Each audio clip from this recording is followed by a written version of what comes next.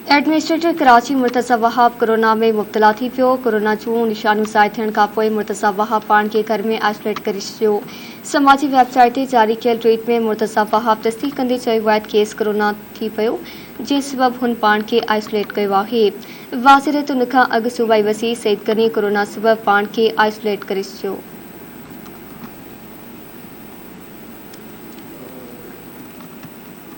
आगू कई पिया के एडमिनिस्ट्रेटर कराची मुर्तज़ा वहाब कोरोना में मुब्तला थी वियो आहे। कोरोना जूं निशानियूं ज़ाहिर थियण खां पोइ मुर्तज़ा वहाब पाण खे घर में आइसोलेट करे छॾियो आहे। समाजी वेबसाइट ते जारी कयल ट्वीट में मुर्तज़ा वहाब तस्दीक कंदे चयो आहे त केस कोरोना थी पियो, जंहिं सबबि हुन पाण खे आइसोलेट कयो आहे।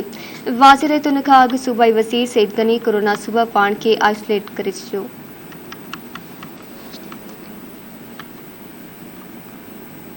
एडमिनिस्ट्रेटर कराची मुर्तज़ा वहाब कोरोना में मुब्तला थी वियो आहे। कोरोना जूं निशानियूं ज़ाहिर थियण खां पोइ मुर्तज़ा वहाब पाण खे घर में आइसोलेट कयो आहे। समाजी वेबसाइट ते जारी कयल ट्वीट में मुर्तज़ा वहाब तस्दीक कंदे चयो आहे त केस कोरोना थी पियो, जंहिं सबबि हुन पाण खे आइसोलेट कयो आहे। इन जा वधीक तफ़सील मालूम कंदासीं कराची मां इमदाद सुमरा खां। जी इमदाद, आगाह कजो।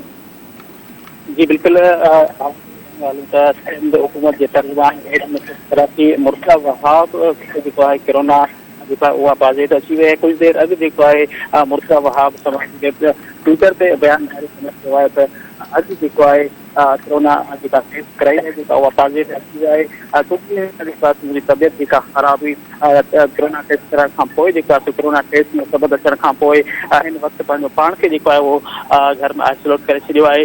इन पैगाम में वधीक ॾियणु आयो आहे त आवाज़ खे अपील दुआनि की अपील कजे थी त जल्द सेहत लाइ सो दुआऊं घुरी वञनि। जिन त मुर्तज़ा वहाब जो सो कोरोना वायरस अचण खां पोइ उन पंहिंजे घर में आइसोलेट करे छॾियो आहे। जी महिरबानी इमदाद तफ़सीलुनि जे लाइ।